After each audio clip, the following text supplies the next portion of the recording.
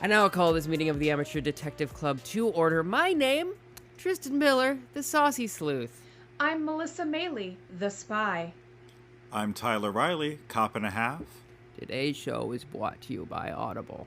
Audible is offering our listeners a free audiobook with a 30-day trial membership. Just go to audibletrial.com/ADCpod and browse the unmatched selections of audio programs. Download a title free and start listening. It's that easy. Go to audibletrial.com/ADCpod. This episode is based off of a book that we've already covered, and there's an audiobook version of it, narrated by Hugh Fraser, a friend of the show. Arthur Hastings. Let's get it all out now. As in is it apologize. Patika-badiga. Arthur Hastings. Hey, still got it. Yeah, and he is an author Hastings as well, having written several murder mystery books. All right, off to a great start. Second a day. Yeah, we're having fun so far. I'm really interested to hear Tyler's perspective on this because you have not read the book, and Melissa and I have. Mm-hmm. So I was waiting for certain things, and I assume you were not waiting for the same things. Tyler, have you introduced yourself yet? Melissa, have you? Yes. Yes. Okay. I'm in a fugue. We began the show. I'm in a fugue state. Did you do the Audible ad? I did. I did do good. that. I did it so quick that I couldn't even keep up. Even people on cocaine are like, what did he say? Well, recapping is kind of a thread, as this episode opens with a recap. This newsreel. Yeah. This voice actor we see in a studio starts narrating this newsreel about this Barreldy, I believe is how... Barreldy is the last name of these people, yeah? Sure. Okay, sounds about right. It's French. It's hard for us to know what the actual names are. But in this newsreel, we find out that the country awaits as this jury is set to convict this wife, Jean Bouldry, of murdering her husband after this plot gone awry. She was found, tied up in bed, and she said that these two men came in and abducted or absconded with her husband and how frightened she was. But it ended up being a plot by her and her husband's business partner, George Connors. And as soon as Jean was arrested, George fled the country. Yeah. And we find that they have the daughter of the Barreldy daughter, however the hell you pronounce that last name. Yes. Martha, is kind of left in a state of flux as this newsreel ends. They don't know quite what is going to become of her. Yeah, basically they're like, oh no, her mother's about to hang. This poor little girl. Ooh. Yikes. Cut to 10 years later. 10 years later. Hastings and Poirot are traveling on a train. They're about to vacation in a place that Hastings chose. Yes. Obviously, Always nothing can go wrong. It's like when I come out to Pennsylvania with my boyfriend and he's like, you're gonna love it. There's apple cider around the corner. I promise you're gonna love it. In my mind, it's like he has a cup of apple cider and he's going as you would a horse. I mean, that's pretty much how, how you win me over. Yeah. Honestly, if you do that with most food, I'd probably follow. Yeah. Apple Right cider or wrong. donuts.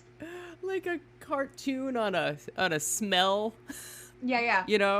Maybe floating. That's the way I would be lured to a Trump rally. Is if somebody waved enough food in front of my face and led me. And you didn't even know you were there. You're like, oh no. Yeah. And then suddenly there's all these people yelling and with red hats and not wearing masks. Ooh. And I'm there's like, keep it down. I'm just trying to enjoy my sandwich. yeah, that's right. But what's the name of this town in France? Oh, I thought you were gonna say in Pennsylvania. I'm like, I'm in Sterling. It No. begins with the D. That's all that I cared to remark on. This small village in France where everybody has an English accent. Let's talk about it. What the heck? Well, no one's Let's go. actually French in this except for everybody. Yeah. Everyone Right, is But the thing is, though, like, they're all in town because it's, like, the race is happening. Oh, the bicycle well. race is happening, yes. Yeah. But what I will say, a character we'll get to in a minute, in the book is French. The rival detective. Giraud. Yeah, he is Yeah. incredibly French, and they just completely... He has like a gesture of a French accent. Not even. He sounds like fully English, to me at least. Well, he was dubbed. Oh. Did How you did do you- research? Yeah. I did, because Oh. I could tell, like, the audio quality in his voice was so off that I have an Amazon Fire device. A torch. And so, like, I get, like, some of the IMDb trivia if, like, I press a certain thing on my remote. So I saw there that, in fact, he was dubbed, and that's why he sounds so off. Fascinating. I would imagine that the original take was like him doing a French accent, and they were like, "Oh, buddy, no. We have to fix this." Goodness. I'm gonna bore you, Tyler, but Melissa. Oh. They did do several takes in the pilot of Star Trek: The Next Generation with Jean-Luc Picard having a French accent, Oh yeah. I know. It's and he is bad. unimaginable. Yeah. He has a very bad French accent. Really? That's fun. I mean, it's Yeah. fun to realize that Sir Patrick Stewart is actually a mortal who doesn't do everything. Yeah, his limits. Great. Yeah. They also almost put him in a toupee. Oh yes, I do remember that. Which it's very interesting. Anyway, so they're in this. Check that out. And as Poirot checks in, they are observed by Paul Renault and his assistant, Mr. Stoner. Stoner. You know? Yeah.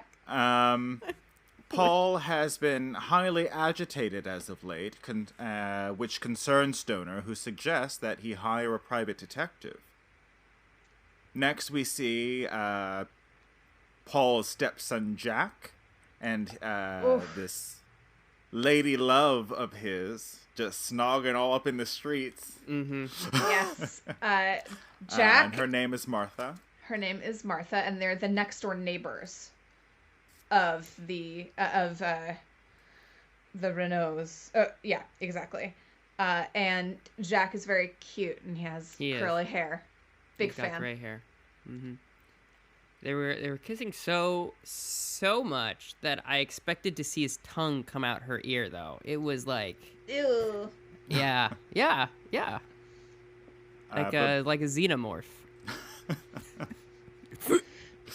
But Bernadette, Martha's mother, catches them in the act and kind of like breaks things up, like hurries them along. Gets out a fire hose. Martha believes that Jack is spending a little bit too much time working.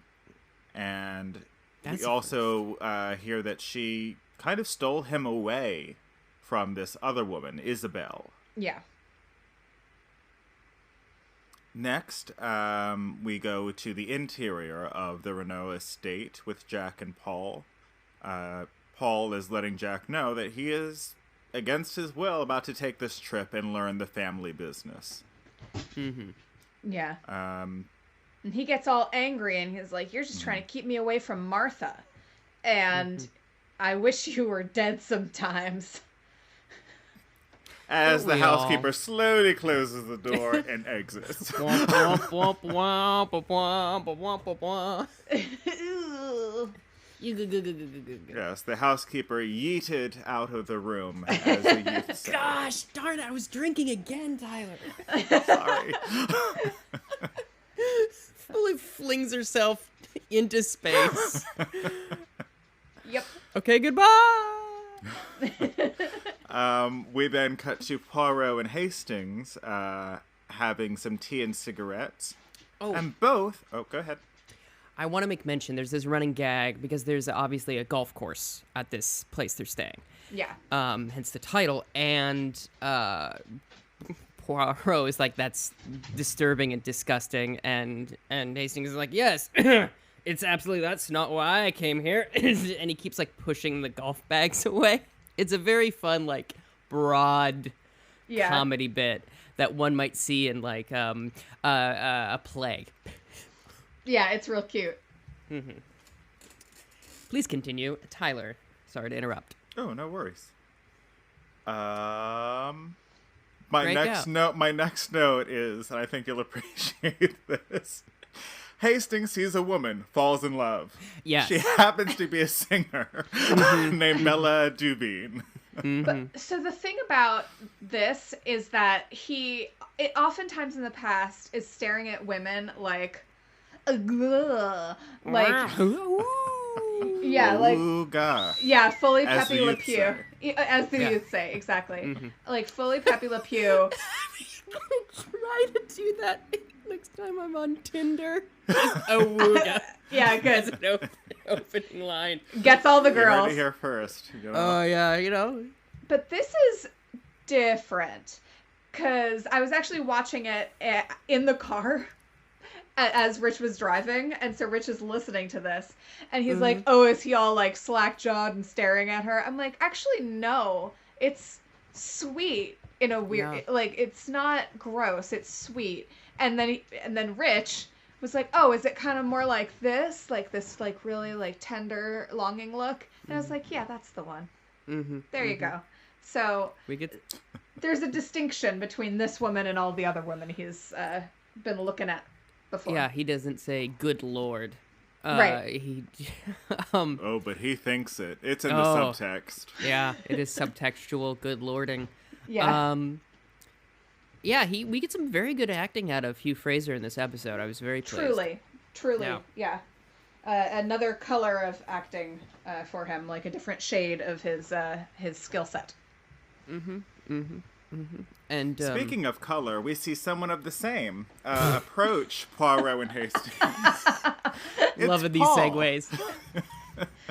It's Paul. And he believes he's in grave danger. I think somebody's gonna kill me.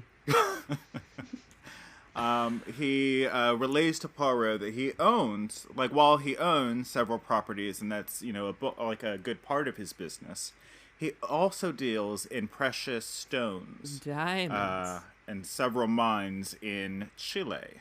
Yes. Paul then invites Poirot to his villa tomorrow to speak further, as it's too dangerous to speak now. I think I'm gonna start calling my apartment a villa, Perfect. just for the hell of it, Why not? for the villa of it. You can call it whatever you want. My abode. Well, yes. Certainly. What are other synonyms? Estate. Manor. Yeah. Chateau. Yeah, chateau's good. I'm gonna bring you back to my estate, and it's a studio apartment in Bed-Stuy, Brooklyn, Yep. full of rats and shame.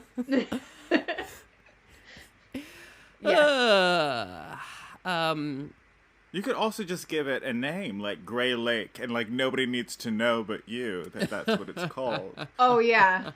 I tried to do that with my first apartment because it was 663 and upside down that looks like egg. And I tried to call it egg, and everyone was like, no. No one wanted to call it egg with me. And I was like, egg is great. Egg is great. I would have been okay with the egg. I just think it needs something else to lift. You need to lift the egg. Yeah. Right. So Raise something the like egg. very Gatsby, like West Egg. That's why Yeah. I was reading that at the time as well. Makes and that's sense. why it stuck in my head. Yeah. I was like, ooh, I'll have terrible parties where I disappear. Yeah. And long after a woman. Oh, my next note Speaking is, of longing after a woman. Yeah. My next note is my theory for the episode, and I am correct. Ooh. Oh, so I guess you shouldn't read it. No, I'm not. I'm going to bypass it. I was about to, and then I realized what the note was, so I stopped. Did you figure out, I'm curious, did you figure out, like, the whole thing exactly? More or less. Like, I didn't get every detail. Okay, it's pretty intricate. That's why I'm asking. There's one twist that, like, comes kind of late in the episode, and I was kind of just like, what the what? Like, what does this have to do with anything? Oh, yeah. Think we can all agree. The next morning, and I'm sorry if I'm leaving something out, but the next morning we discover that the housekeeper finds Eloise Renault, the wife of Paul, tied up in a similar manner to what we had heard in that newsreel, that event that took place 10 years later with the Bouldries. Yeah. Again, apologies if I'm getting that name horribly wrong. It's a Bouldry affair. That's all. Yes. Poirot arrives because he is due to meet Paul, as we established earlier, and Giraud, yes. Giraud is at the Renault estate and relays to Poirot the theory of Renault's absconsion or abduction. You know who would be great in this role with Kenneth Branagh? Jean Renault. He'd be phenomenal. Yes, he would. Oh, I would. Please let that happen. Yeah. Actually, I'm very down for that. Yeah, he's phenomenal. Or Kevin Kline. If he's inclined. Did you know they call him Kevin Decline because he turns down so much work in Hollywood? That's true. That makes sense. It's an actual nickname. Good for him. Like, to be in the position where you can be like, I don't like that one. Nope, I really don't like the script. I think it's bad. Yeah. And, like, it's interesting. Like, not that it's a problem, but, like, I never expected him to have a Twitter, but he does. I didn't realize that. Yeah. Excuse? Because I've had to tag him in things for work. Yeah. I have a question for you. Can you tell if it's him or his people? I think it's a little column A, a little column B. Okay. Anyhow, Giraud arrives. Yeah. What do we think? Having read the book, I think this character is underdeveloped, and I don't enjoy this interpretation of him. Think the guy looks like Teddy Roosevelt. He does look like Theodore Roosevelt. Yes, that is the only thing I can think of as well. Mm-hmm. Yeah. Yeah, I thought he was rather moody. Oh, boy. Actor's last name. Oh, okay. Tyler's got this look on his face like he's so proud of himself for that one. I am. Yeah, I am it's very good. proud. It makes sense when you know the actor's last name. Yes. But Giraud has a pipe that he is famous for. It is his trademark, as you say. And he's like, at some point, Poirot says, they call him the pipe. Yeah. Yeah. I want to buy a pipe if I can smoke marijuana out of it, because I can say that now because weed is going to be legal in Jersey. So I'm going to prep myself. Yeah, heck yeah. Get a pipe. Yeah. Grow a mustache. I don't know if it works the same way. It should. I'll have. It works exactly. Hi, Mom. It works exactly the same way.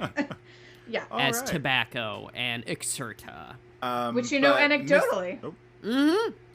Yes, I've heard. I've gone to drama school where I've heard such rumors.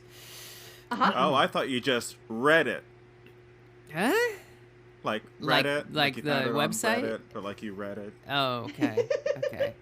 I'm going to leave So, you on red Mrs. Renault is the first to be interviewed. She claims that the two people that broke into her house round about 2. Because she heard the clock. Yes. And that's all the useful information that I wrote down from this. Yes. So she says that they have, that she's sure that they're from his business dealings in Chile. Yes, that is very important. Thank you, Melissa. Says that And they they were spoke masked. Spanish and that they wore masks before it was cool. And All right. you I'll know, like give it you is that now. one. Like it is I'll give now. you that one, Melissa. That was fun. Thanks. And yeah, that they said something in South American Spanish. So Yes. which Next, the housekeeper is interviewed. Loie? Is that her name? It begins with like an L, right? Yeah, it's like it's almost Louise, but it's Loene. Leon. Okay. I believe something. It's supposed to be, I believe, Leon, but as we've Leonie? established, Yeah, we don't know Leonie. French. So the housekeeper is interviewed, She's so and adorable. she reveals that she failed to lock the door last evening because she was Yes. so tired, and she's really like beating herself up about, of all the nights to forget, to do that. This horrible fate befalls her employers. Mm-hmm. She also Oh, go ahead. She also takes a cup of cocoa every night, which is just the sweetest thing. yeah. I loved it. I was like, And she also reveals or relays that Jack was very hesitant to take his trip. yeah, Yes, indeed. because we all know what happens to people named Jack when they go on big fancy boats. We, Also, my next note, surprising no one, Giraud and Poirot do not get on. No. Ba-da-da-da-da. he's Giraud is very like, do not listen to him, listen to me, because people like just are naturally inclined to be like, oh, Poirot, did you need you wanted me to get his jacket? Yeah, sure, I'll get his jacket. And Giraud's like, why are you taking orders from him? Anger.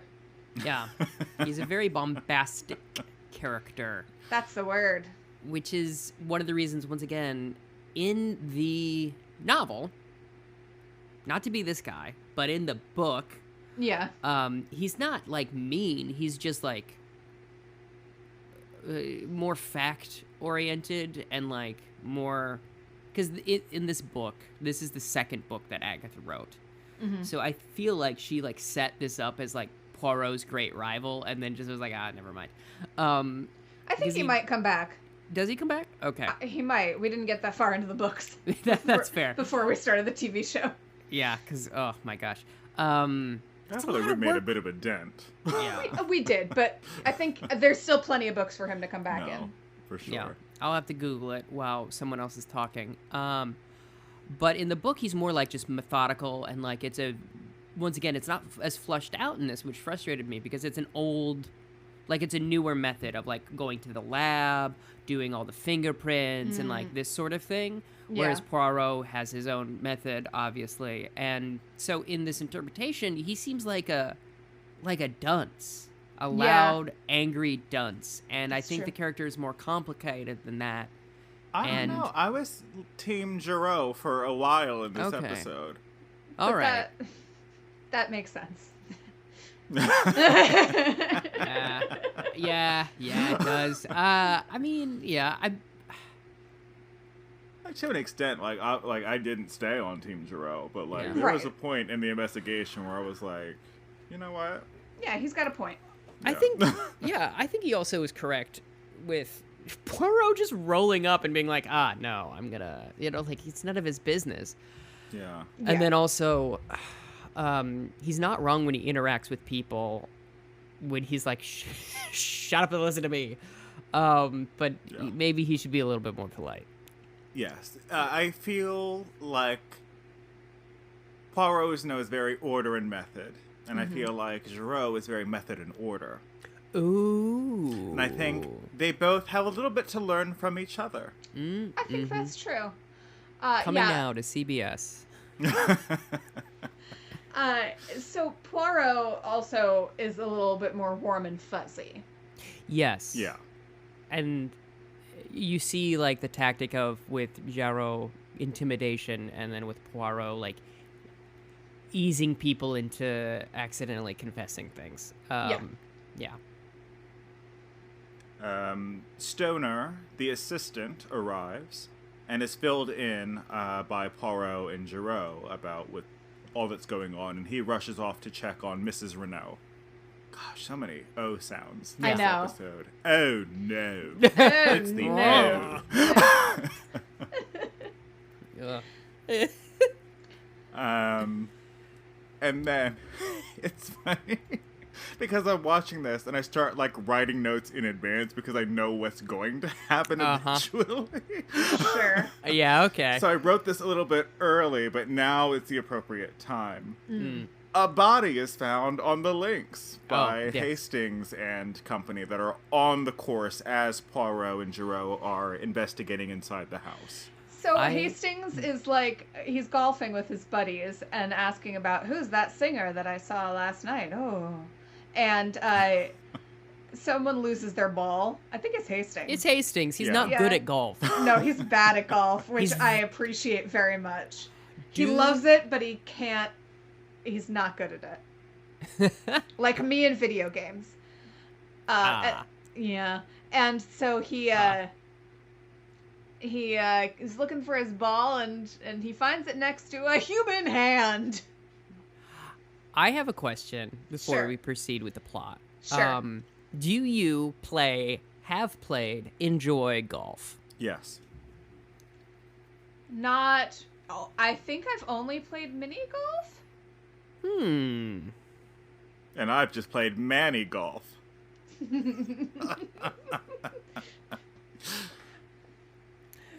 I went to golf camp as a kid, like to teach me the sport. Same here. It was really enjoyable. That's fun. I was pretty good as well. I was talking to someone about this. I was Tucker, a friend, Tucker Dally Johnson. Of like, I attempted so much to be athletic as a child and just like couldn't find something that worked. But golf is very pleasurable, I think. They call it a good walk spoiled, but I think it's a good walk. It's just a good walk. Broken up by hitting a ball occasionally. Yeah. Who doesn't like a good smack to a ball? Yeah, I think I could enjoy being terrible at golf. Miniature golf is often very fun as well. Yes. That is true. You get crunk with your boys, you go miniature golfing. It's amazing. There's a place Speaking of getting crunk with the boys. Oh, yes. Hastings and company find the body and find that Paul was killed by a knife to the back. Yeah. And this knife is pretty special because it was apparently a gift from Jack to his mother. And if my child ever bought me a dagger, I would take that as a warning. Dagger? Yeah, absolutely. I think that's, I mean, like, you've never been to a Renaissance fair or anything and gotten... Oh, sorry. Of course we've been thought to you were just Renaissance stopping at fairs. Renaissance Fair. Oh, no. And that like, was my bad. Received a knife or a sword as a gift. Oh, from there. sure. But, like, No. for your mom? Yeah. Oh, yeah. I mean, maybe. I mean, See- if it's from Lord of the Rings, but I'm more likely to buy her jewelry. Yeah. Rich defended this by saying, well, you know, it could be like a letter opener. It's like, look, is. Mom, I'm going to write you all the time, and you can open it with... And I'm like, okay, but they're not calling it a letter opener. They're No, calling they are it calling- a dagger. It does have a precious stone in the hilt. Yeah, I thought Eddie Murphy was going to come out and then just, like, rub the scrolls asking for the knife. Golden Child reference. Well, I too am like Eddie Murphy because I am delirious. So, So, A note is found Yes. in the pocket of the coat that my Paul was wearing. dearest one. and Note McCody pops out of the coat and is like, I'm gonna play some jazz. Oh, my goodness. So, yes, it says, my dearest one, basically, if I can't have you, no one can. And signed BD. For So- big deal. Oh, yes, big deal. Right, yes. Uh-huh. So as they are leaving, Poirot and Hastings find fabric caught in these briar bushes, Yes. not far off from where the body is found. And another notable thing about when they discover him, he is wearing, like, his underclothes and the jacket seems to be a little long on him. Like, Yes. if you look at his arms, it's pretty long. Yeah. Yeah. Which is strange for next- someone who okay. can get a tailor. Taylor. Thank you. So they ask Stoner, the assistant, about the note, and he suggests the neighbor, Bernadette. Neighbor. And I forget Bernadette's last name, but Peters. it begins with a D. Yeah.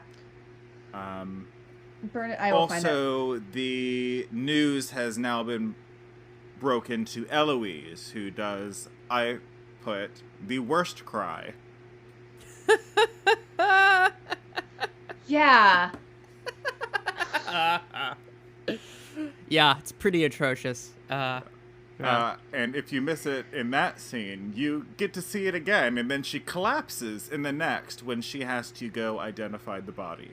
Yes. Yeah, she is Though her fall positively... was pretty good. Yeah. The cry, not so much.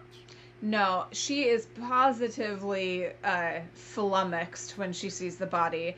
And Poirot then says to Hastings, if that's not a cry of love and despair, I've never... then I don't know what is. And I'm like, ooh, You don't know what it is. you don't know what it is. Damn. Cold-blooded. Yes. I mean, it's hard to dunk on this lady, this actress, who goes on to play the female lead in the UK House of Cards. Oh. Oh. I'll say this much as well, vis-a-vis the cry, vis-a-vis the faint, vis-a-vis the everything. It also makes sense later within the context of... It's diegetic, if that makes sense. Like, within the context of the story, Yeah. it makes sense as to why the worst cry. The first time. Exactly. Exactly. Next, oh, that's a note for myself. Can't say that. Ooh. Bernadette and her daughter, Martha, are interviewed next. I didn't really remember too much anything of note from this particular interview, but I remember that Bernadette kicks them out after it's implied that she was stooping the deceased. Yes. And then also they say Martha has the eyes most anxious. She seems incredibly nervous for seemingly no reason other than, I guess, the police turned up to your home. Sure. That's Turned up for what? Oh my gosh. Now Now I'm thinking about Michelle Obama's arms. It's not a bad thought. No, it's not. No. Next, I put a wager is made between Gerard and Poirot to add a button to the episode. Because that was my theory. Like, that was just going to be there for the closing scene. Wager. That's in the book as well, though. Isn't it? I didn't read it. Oh, wasn't I a know. part. Oh, okay. I think so. See, I have the fun, exciting time of I read this book 3 years ago, and what of it do I remember? And what of it am I confusing with another book? True. Very true. Still not sure in some places. When things were being revealed, I was like, oh, yeah. And then, oh, yeah. Yeah. All right, that. Oh, It okay. came- I see now. It came into my head that the book that you were confusing it with was like Leviticus. Like, is this Poirot or is this the lineage of David? I am unsure. Oh gosh, but like I think it was just Melissa and I on the call earlier when I said this, where I had to keep telling myself this wasn't Murder on the Muse. Yeah. Trace That similar. also happens. Yeah, it happens golf course. Of course. Next up, I have Hastings comes across Bella again. Yes. The singer. Because he and goes... Bella says, I absolutely dote on crimes. And I'm like, Oh, no. okay, really? Yeah. This is what we doing? Because she's at the hotel and she overhears Hastings quite loudly go, I think I'm going to go for a swim tomorrow morning. Mm-hmm. And Poirot's like, you're insane. That sounds terrible. Gosh, the English are weird. So he goes to the beach, and Nicki Minaj. She goes into the beach, and she's there, and she's like, it's freezing. Don't go into that water. And then he buys her lunch. Yep. Hastings shoots his shot. Yeah, absolutely. As he is well within his right to do. But we do see Jack now, who has seemingly returned, and he is being held and interrogated by Giraud. We find that Jack never even left the country. He was just in another town that's a train's distance away. Mm-hmm. He never left the country, but he wanted to be away from his stepfather, and that's why, he didn't come back. He didn't just turn right back around. Yeah. As he gets interrogated by Giraud. Poirot shows up, asks his own questions, and dismisses Jack. And Giraud is like, "Excuse me, that's not your call to make." And Poirot is like, "Well, are you going to arrest him?" And Giraud's like, "Fine, he can go." It's very funny. Yeah. But we find that Poirot had asked, for lack of a better term, a constable to hold back Jack's coat. Yes. And he starts to measure it in front of Giraud, and deems it too short for Jack. Mm-hmm. Can we talk about how good the police officers look in this city? The uniforms, they're awesome. Oh, I thought you meant No, not the the face. attractiveness of the officer. No. Forget the face. Block out the face. Be like Brad Pitt and have face blindness for a moment, and then just look at the uniforms. Yeah, no, they are very, They're very sharp. They are kept well. There's a lot of good outfits in this episode. Yes. Isabel has a lot of very fun. Oh my goodness, the Wes's. last one. Mm-hmm. The last outfit with the flutter sleeve shirt and the wide leg pants. Mwah. Yeah. I saw Would her wearing wear. that. I'm like, who's going to love that?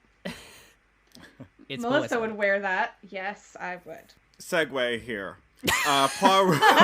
Insert segue. Oh, yeah. Poirot, realizes something, I forget what, and then runs to a train. Do you remember exactly why? Yes. Okay. So Does he is say? No, he doesn't say. Oh, But okay, what- then that's why. But what he does, he overhears something, because they find out someone's changed their name, the neighbor, Yes. and he goes, I've seen her before. No, he just knows that he's seen her before, and he is like, I think I know what it is, and he goes, I have to go to London. Hastings, you stay here. The answer is in London. I'll be back as soon as possible. And Hastings is like, okay.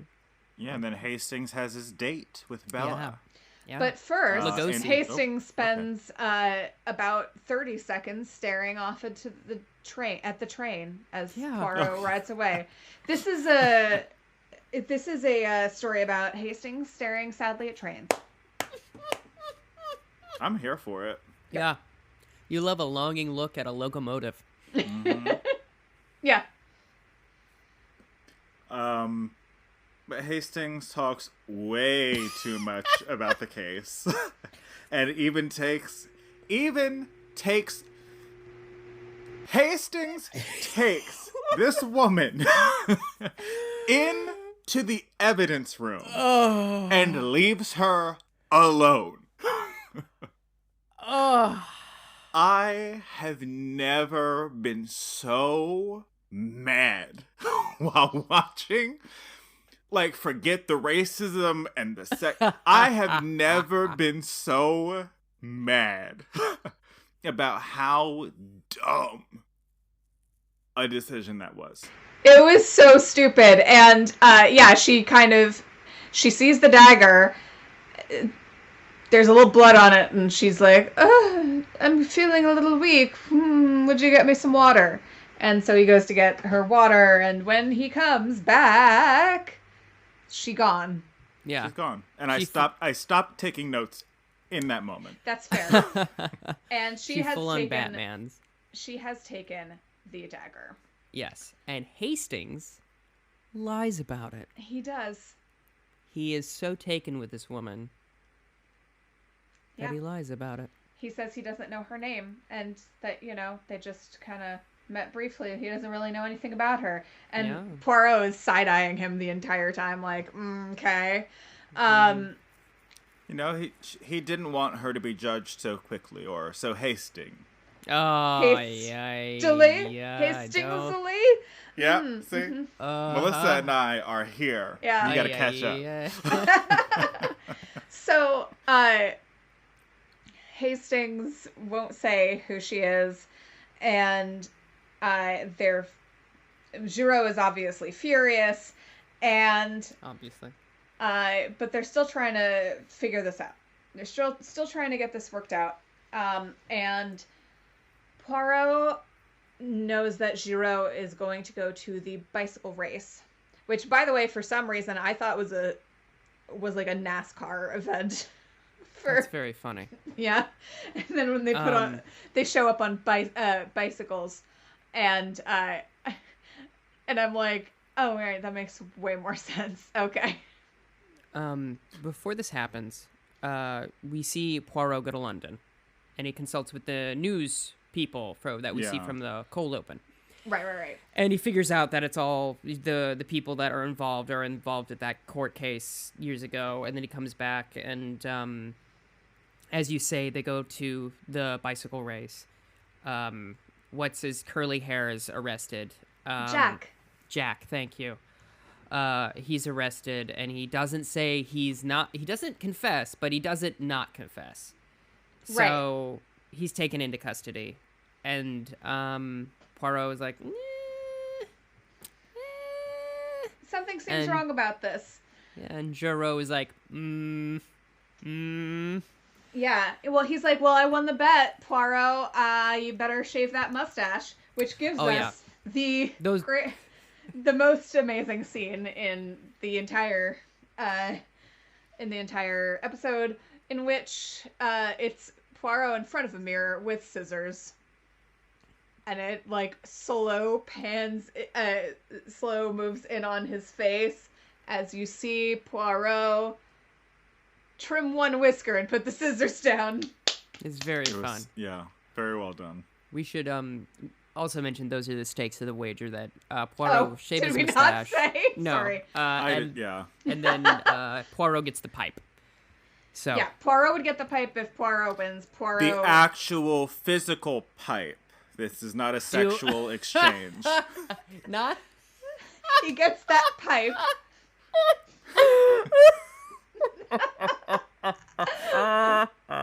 Oh, I forgot something that bothered the hell out of me. Great. So on the date, that yes, Arthur I know Hastings exactly what. He pulls out to pay the check, and bills just fall on the ground, and I was like, "Aren't you gonna pick him up?"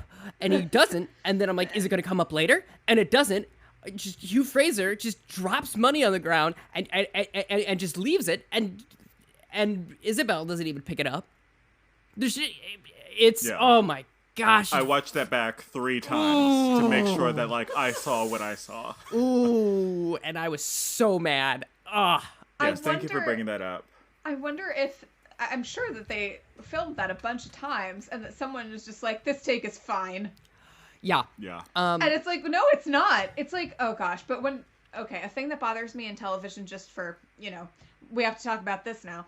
A thing that bothers me in television is when someone sits down, orders something to eat, it comes, and they leave almost immediately. It happens all the time. It drives me crazy. Continuity errors in general, for whatever reason, I think it's because in the school I went to, they like really harped on that. I'm like, you know, you have to do the same thing every time, and you have to do, you know, you have to place it the same way, and yada yada yada. So whenever there are continuity errors, there's a couple in this episode, and I am sad to say they are all from our friend Hugh Fraser, and every time my head explodes. And yeah,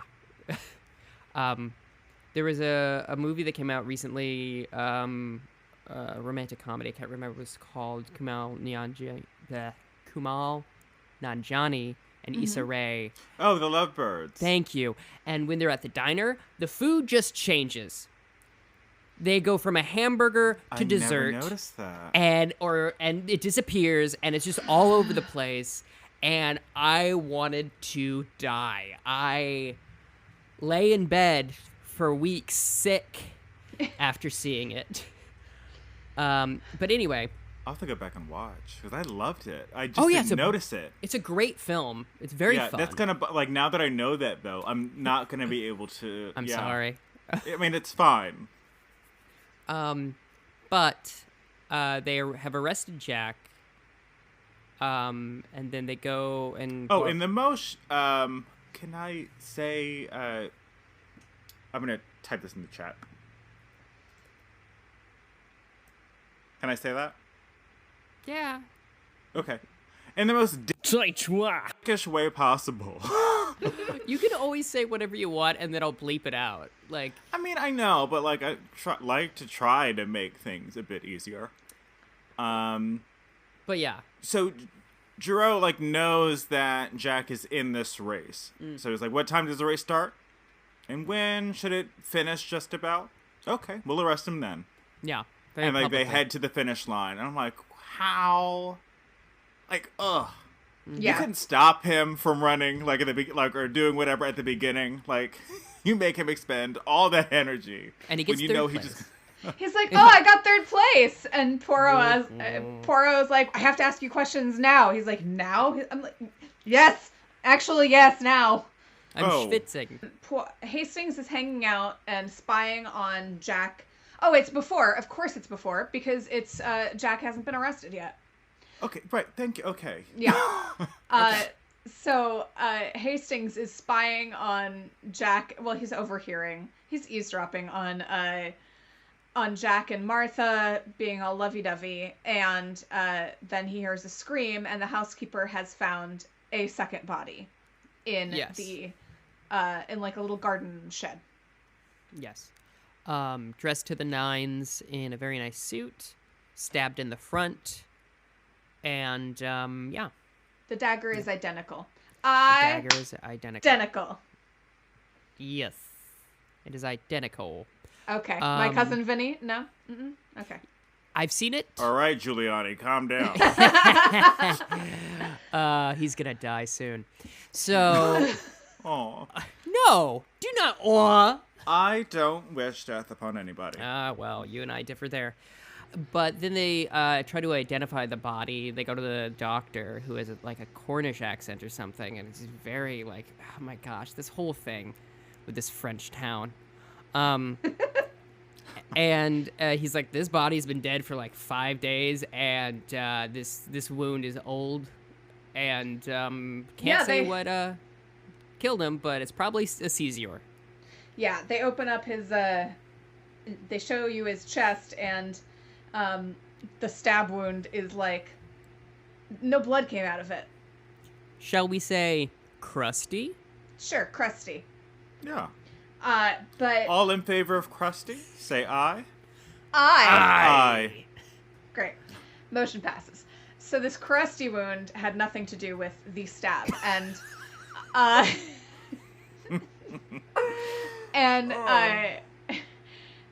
So basically, it's the same knife. It is the same knife that has been taken out of evidence by Isabel, essentially.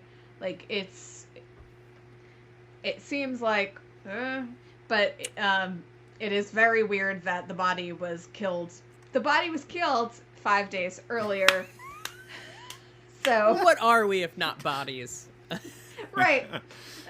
Meat sacks haunted by a ghost that we call a soul. Right. And yes, so we go into the, like, everyone's kind of like, that's weird.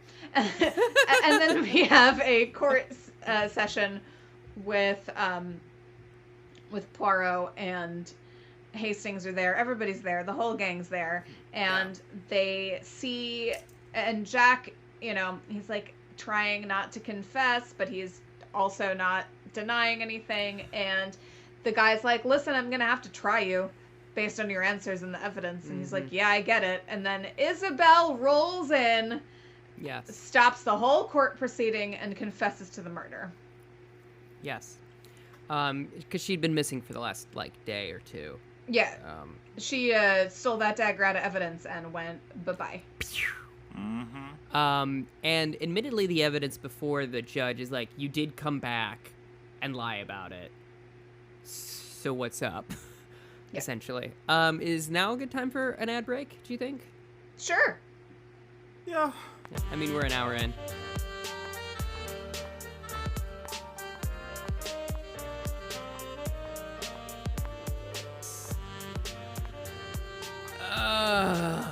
Well, we're here again, everybody. Here at the ad break. I want to thank you for listening. Go to scavengernetwork.com. You can check out those podcasts, those videos, those live streams. They live stream like twice a week. They have a whole schedule there. You can take a look. They've been streaming some video games, some other stuff. Have a good time. If you like the show and want to support it, you can go to teespring.com and buy some of our merchandise. We got a bunch of stuff. The end. And you can find us on social media at ADCPod on Instagram and Twitter and Facebook. That's it. Hello. Oh. Did you know that Amateur Detective Club has a Patreon? And for just as low as $1 a month, you can receive access to bonus content and episodes. Or $3 per month, where you can receive early access plus bonus episodes and content. And for our Ace Gumshoes for $10 at this level, you can place an ad for you or your business during the show. You'll also receive all the earlier perks. So please visit patreon.com/ADCpod today.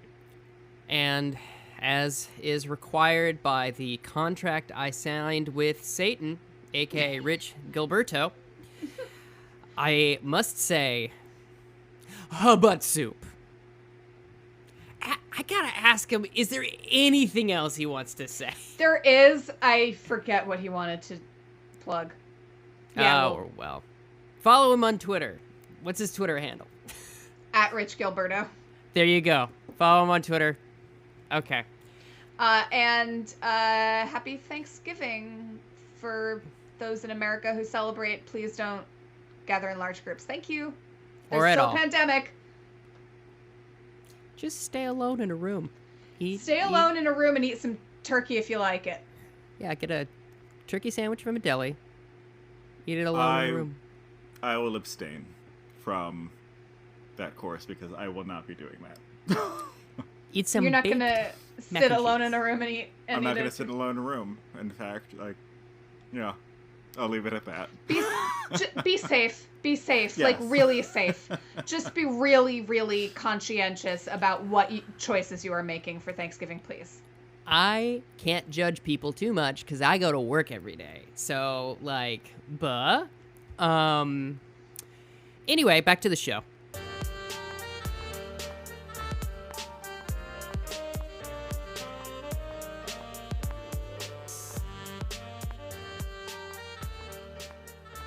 So it's a big dramatic reveal. Yeah. And she's like, I confessed to the Moida. And they go visit her in the jail cell. And Poirot asks why she stole the knife. And she goes, because I thought it was mine. Is that what she says? It would lead to me somehow. Something like that.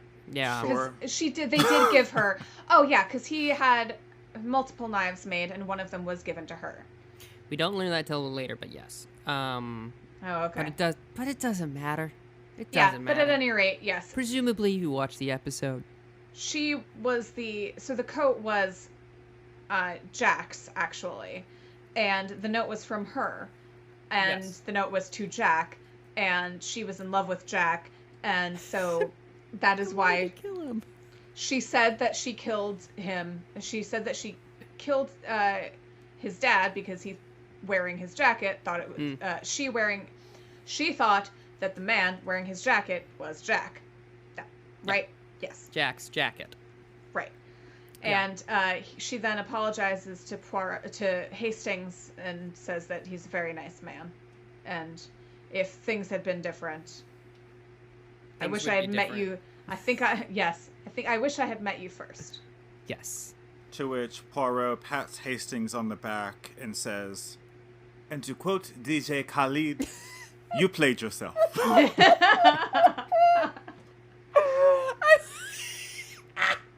was genuinely like, I don't remember this moment. Like, what? So then there is a celebratory dinner. Yes. Because Jack and Martha have no more impediments to their marriage.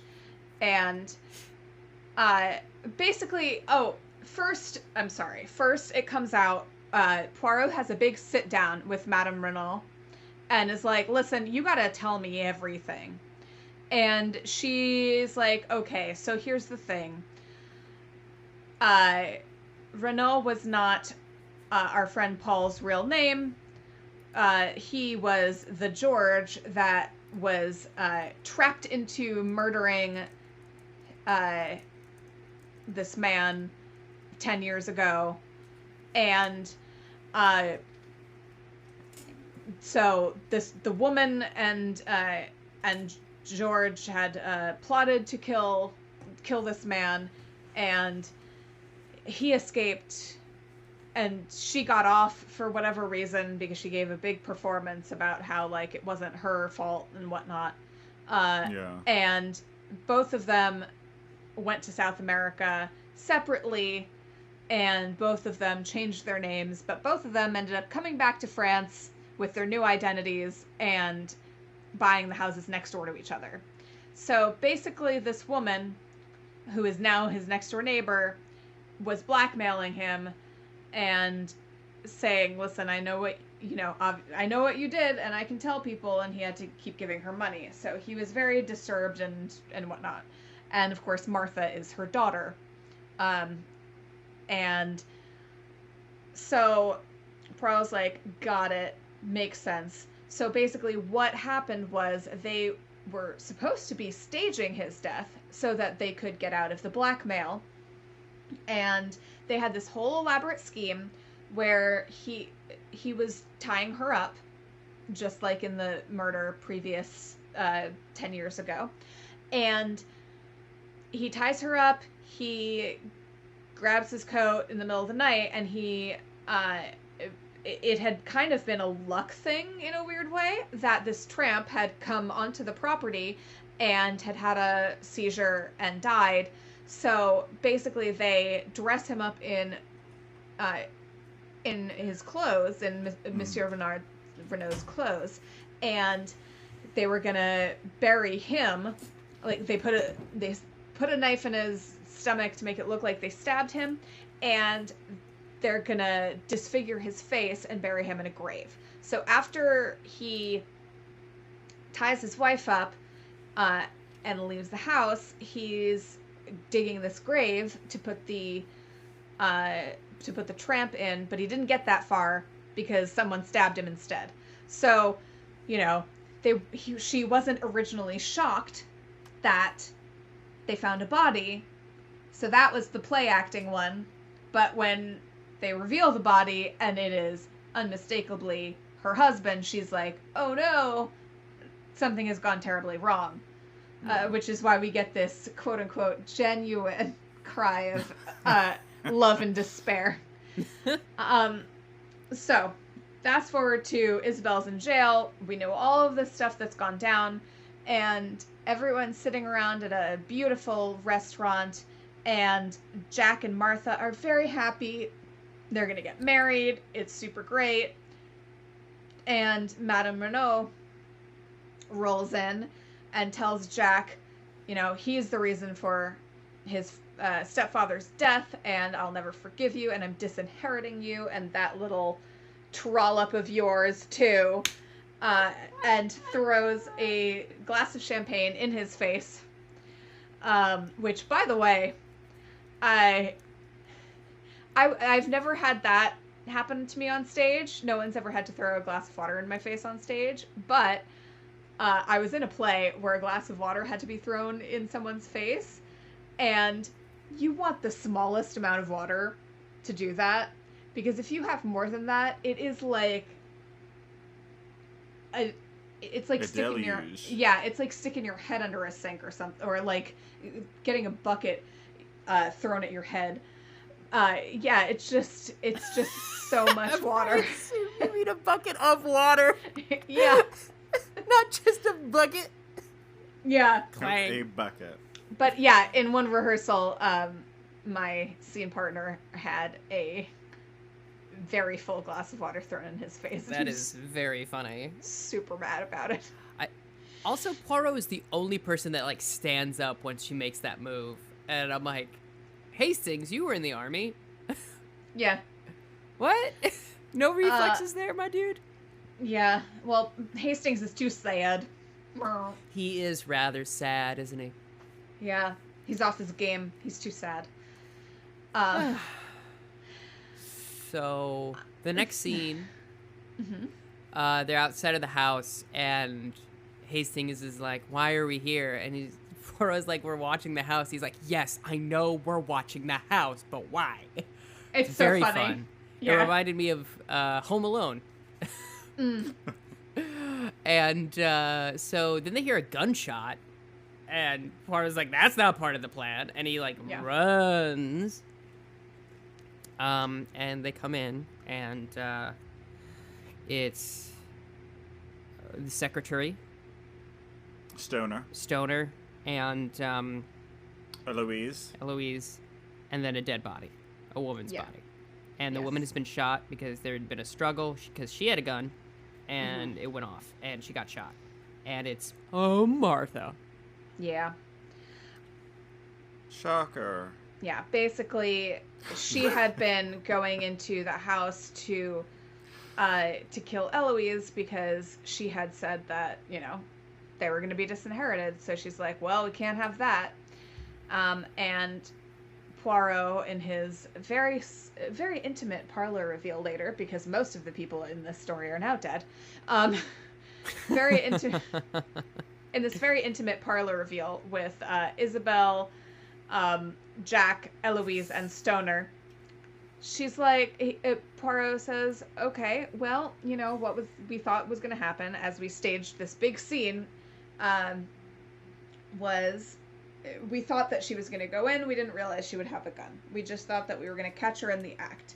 So it had been about money this entire time. She had been in on it with her mother, essentially, and she was just going after Jack for his money. And Isabel says to Jack, can you ever forgive me? And Jack says to Isabel, can you forgive both? I guess both. And they're like, yeah, sure, I can forgive you. Because they were covering for each other, because they both were on the grounds at the time and saw the murder happen and kind of assumed that it was each other, which is kind of a weird gift to the Magi. Yeah. They actually do this beautiful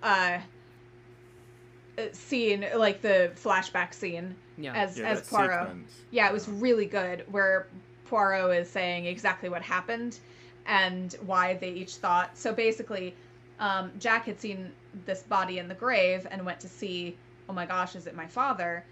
And Isabel had cut her hand on some briars and was like, and so she sees Jack and she has blood and she's like gotten on her clothes at this point.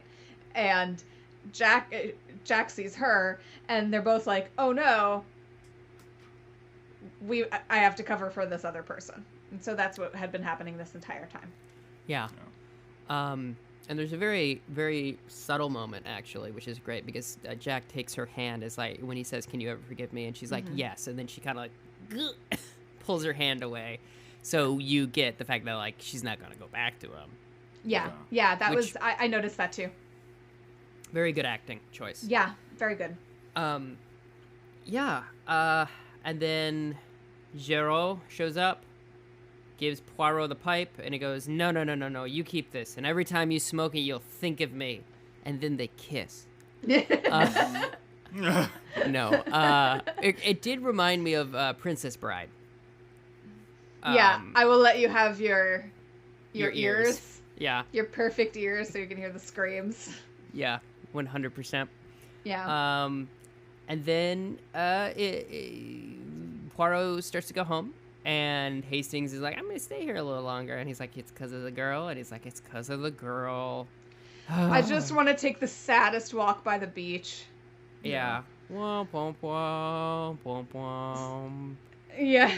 And then Poirot takes the taxi, and he goes, "I want a detour." And then he picks up Isabel and takes her to Hastings, and they smooch, beautifully framed by the beach. And then that's the end of the episode.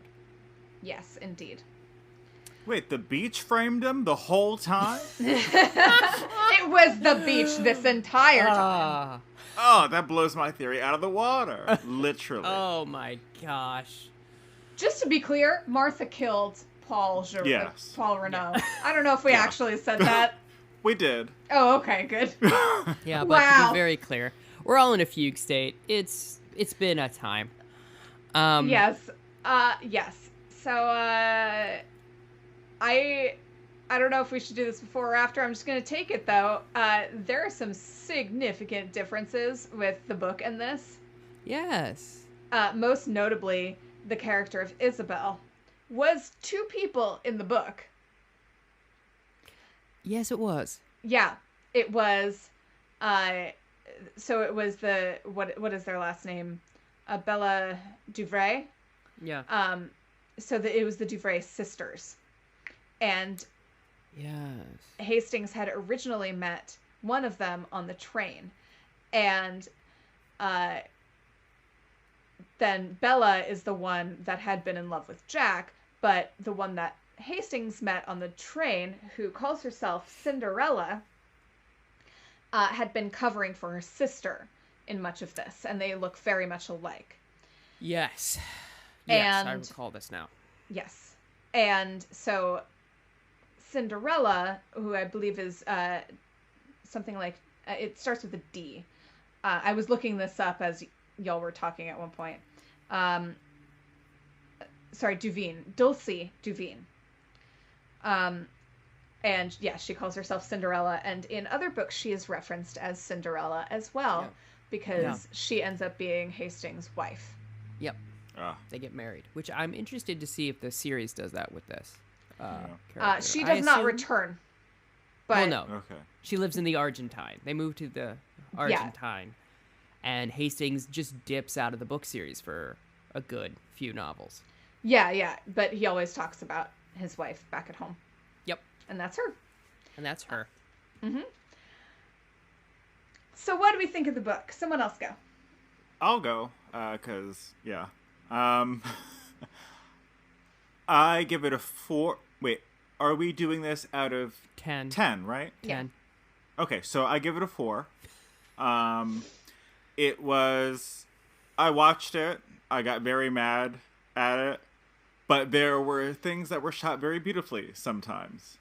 And that's why it doesn't get a lower score. Because I think it was very well shot. And as noted before, Hugh and the woman who plays Isabel really give really beautiful performances.